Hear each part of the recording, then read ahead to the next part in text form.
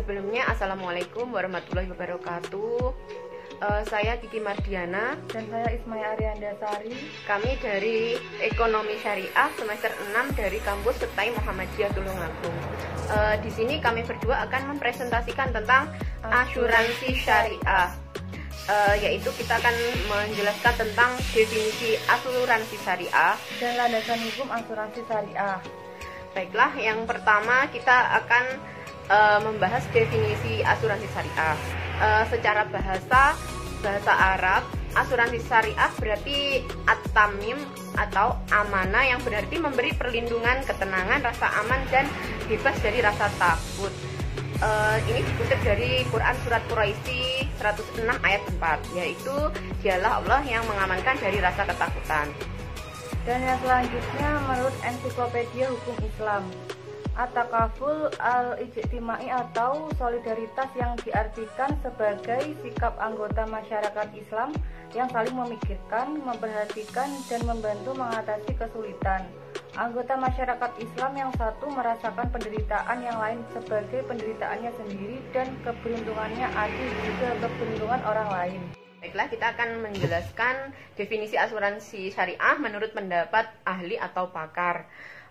Yang pertama yaitu menurut Mustafa Ahmad Azharko, asuransi syariah berarti suatu cara untuk memelihara manusia dalam menghindari resiko, ancaman atau bahaya yang beragam yang akan terjadi dalam hidupnya, dalam perjalanan kegiatan hidupnya atau dalam aktivitas ekonominya. Misalnya kita asuransi kecelakaan, asuransi kesehatan, seperti itu.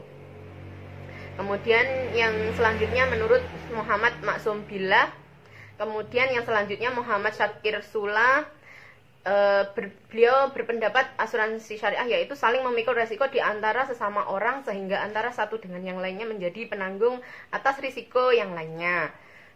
Kemudian yang selanjutnya bisa dilihat di PPT kami halaman 4 nggih. Kemudian landasan hukum asuransi syariah. Landasan hukum asuransi syariah ada dua. Yang pertama landasan hukum menurut syariah, yang kedua landasan hukum positif. Yang pertama landasan hukum syariah yaitu meliputi Al-Quran, hadis, qiyas, dan ijma' para ulama. Kemudian yang kedua landasan hukum positif yaitu pertama konstitusi, kemudian menurut undang-undang, kemudian peraturan pemerintah, serta yang terakhir peraturan menteri. Selanjutnya landasan hukum syariah menurut Al-Quran. Yang pertama yaitu tentang mempersiapkan masa depan, yaitu terdapat pada Al-Quran surat Al-Hasyr ayat 18 dan Yusuf ayat 47 sampai 49. Kemudian tentang saling menolong dan bekerja sama, yaitu terdapat pada surat Al-Maidah ayat 2 dan Al-Baqarah ayat 185.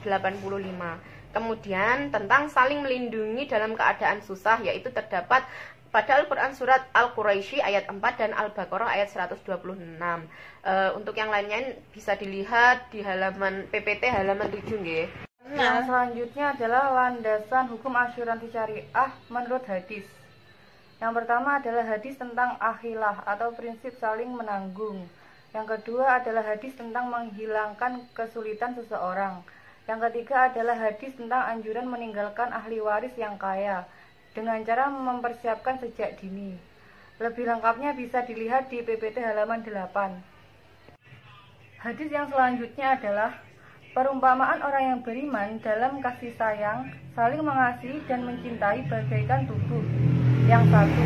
Kalau satu bagian menderita sakit, maka bagian lainnya akan turut menderita. Hadis tersebut diriwayatkan oleh Muslim dan Nu'man bin Bashir. Kemudian yang selanjutnya landasan hukum syariah yang ketiga yaitu ijtihad. Yang pertama fatwa sahabat.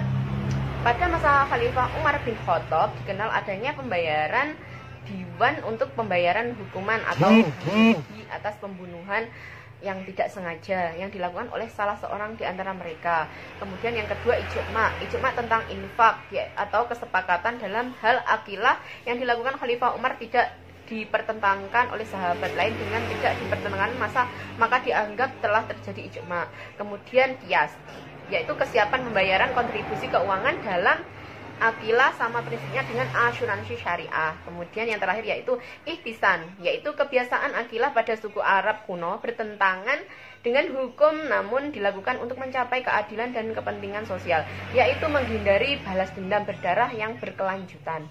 Pendapat tentang asuransi dari para ulama itu ada dua, yaitu ada yang ulama berpendapat mengharamkan, kemudian yang kedua membolehkan. Yang pertama saya akan menjelaskan tentang mengharamkan, yaitu pendapat yang diharamkan. Pertama, asuransi mengandung unsur perjudian yang dilarang dalam Islam.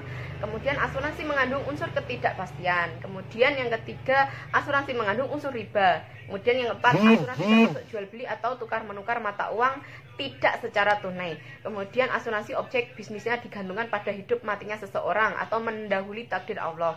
Kemudian yang terakhir, asuransi mengandung unsur eksploitasi yang bersifat menekan. Yang kedua adalah pendapat yang membolehkan.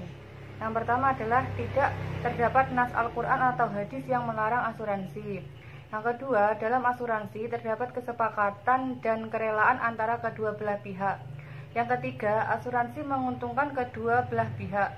Yang keempat, asuransi mengandung kepentingan umum, sebab premi yang terkumpul dapat diinvestasikan dalam kegiatan pembangunan. Yang kelima, asuransi termasuk akad mudharabah antara pemegang polis dengan perusahaan asuransi. Dan yang keenam, asuransi termasuk syirkah at-ta'awuniyah atau usaha bersama yang didasarkan pada prinsip tolong-menolong. Dari kontroversi tersebut dilakukan alternatif, yaitu dengan membentuk asuransi berdasarkan prinsip syariah, yaitu asuransi takaful, dan Indonesia telah melakukan asuransi takaful sejak tahun 1994. Kemudian yang selanjutnya yaitu fatwa DSN MUI tentang asuransi. Yang pertama, fatwa nomor 21 tentang pedoman umum asuransi syariah. Kemudian yang selanjutnya fatwa nomor 39 tentang asuransi haji. Kemudian yang ketiga, fatwa nomor 51 tentang musyarakah pada asuransi syariah. Kemudian yang keempat, fatwa nomor 52 tentang akad wakalah bil ujroh pada asuransi dan reasuransi syariah. Kemudian yang terakhir yaitu fatwa nomor 53 tentang akad tabaru pada asuransi dan reasuransi syariah.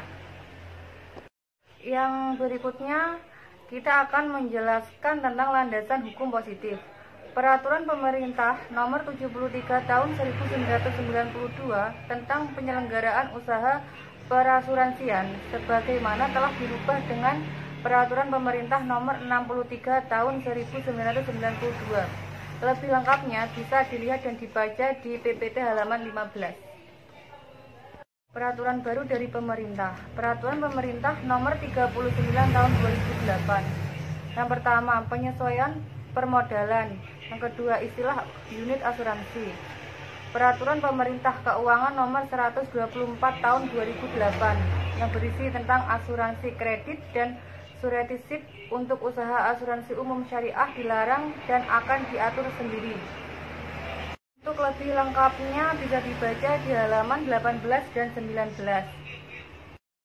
Kemudian prinsip operasional asuransi syariah. Yang pertama yaitu menghindari horor.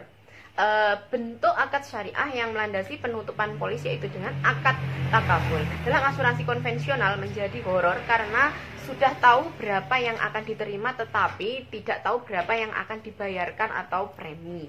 Kemudian sumber dana pembayaran klaim dan keabsahan syar'i penerima uang klaim itu sendiri. Pembayaran pada takaful dibagi menjadi dua, yaitu yang pertama masuk ke rekening pemegang polis dan rekening khusus peserta yang diniatkan dengan tabarus. Yang selanjutnya adalah menghindari maisir atau judi. Jika peserta tidak mengalami musibah, maka ia tetap berhak mendapatkan premi yang disetor kecuali dana yang dimasukkan ke dalam dana tabaru. Menghindari unsur riba. Dana premi yang terkumpul diinvestasikan dengan prinsip bagi hasil, terutama mudharabah dan musyarakah. Demikian presentasi yang dapat kita berdua sampaikan. Ada kurang lebihnya kami mohon maaf. Wassalamualaikum warahmatullahi wabarakatuh.